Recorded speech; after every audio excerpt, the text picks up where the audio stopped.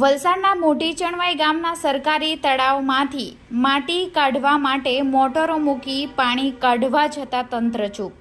મોટી ચણવાઈ ગામના દેસાઈ ફળિયામાં સરકારી બ્લોક સર્વે નંબર 695 વાળી સરકારી તળાવ આવેલું છે।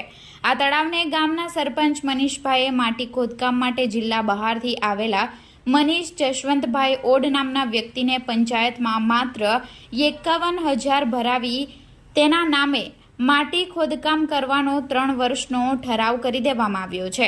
જોકે હાલમાં તમામ તળાવમાં પાણી હોવાથી તેમ છતાં જિલ્લા બહારથી આવેલા અને માટીનો ધંધો કરનાર મનીષભાઈ ઓડે સરપંચ સાથે મળી પાણીથી છલોછલ ભરેલા તળાવમાં મોટરો મૂકી ખુલ્લેઆમ પાણી બહાર કાઢી તળાવ ખાલી કરી રહ્યા છે।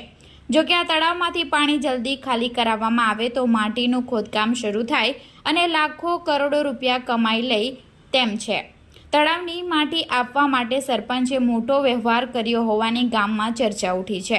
ત્યારે વલસાડ જિલ્લા કલેક્ટર અને વલસાડ જિલ્લા વિકાસ અધિકારી મોટી ચણવાઈ ગામે આવેલ સરકારી તળાવમાંથી ગેરકાયદેસર રીતે પાણી કાઢનાર સરપંચ તેમજ જિલ્લા બહારના વ્યક્તિ સામે કાયદેસરની કાર્યવાહી કરશે કે પછી આમ જ તળાવમાંથી પાણી ખાલી કરતા રહેશે।